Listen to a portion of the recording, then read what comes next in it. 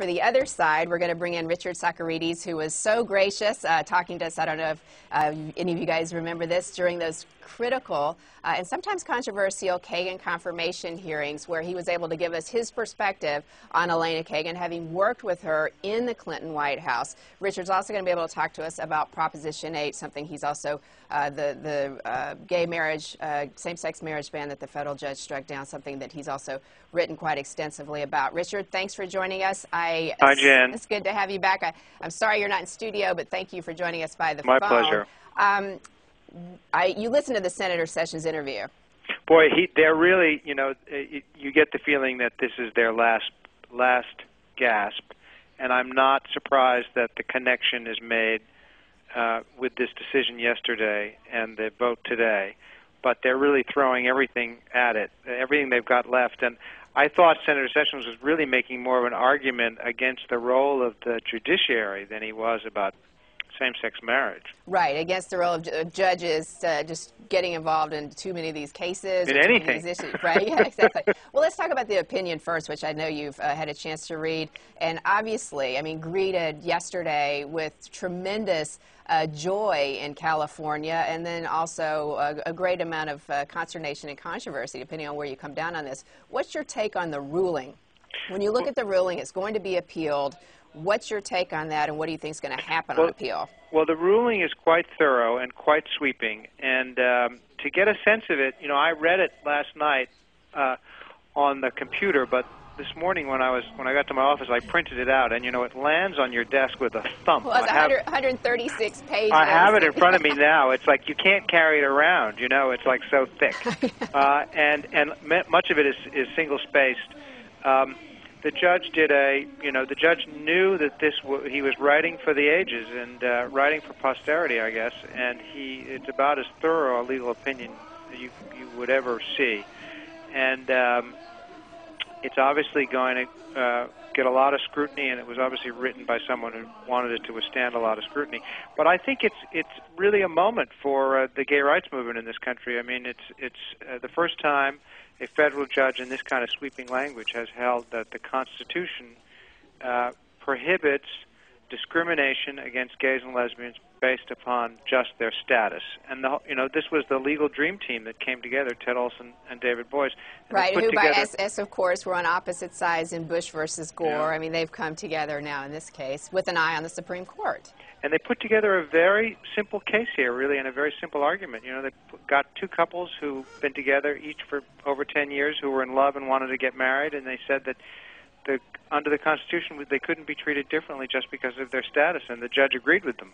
Well, now, the judge in his ruling, which I think, as you point out, I mean, it's obviously written with an eye on that appeal that everybody knows is coming, and probably all the way up to the Supreme Court. He has 80 different findings of fact, including these kind of sweeping, like you said, statements where it really is just this enormous victory, not only for same-sex marriage, but for gay people, where he says same-sex love and intimacy are well documented in human history, and that same-sex couples are identical to opposite-sex couples in their abilities to have relationships, and that religious beliefs that homosexuality is a sin those religious beliefs harm gays and lesbians. I mean, what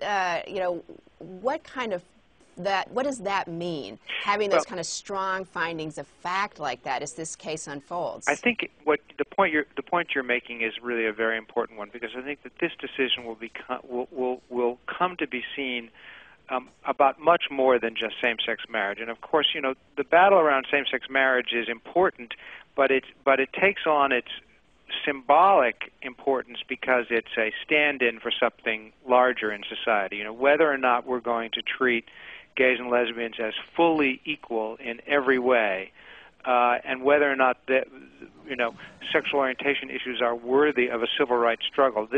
So a decision like this, which not only says that gay people ought to be able to be married, but they are, in the eyes of the law, the same as everyone else and cannot really be discriminated against in any way, is usually symbolic within the gay community, and I think will really be a rallying cry, but really also becomes politically very symbolic because, for a long time in this country, gays and lesbians have said that the way to go is incremental change, and even in the within the Democratic Party, the change has been incremental, starting with Bill Clinton, who was the first person when I worked for him ever to embrace support from the gay and lesbian community.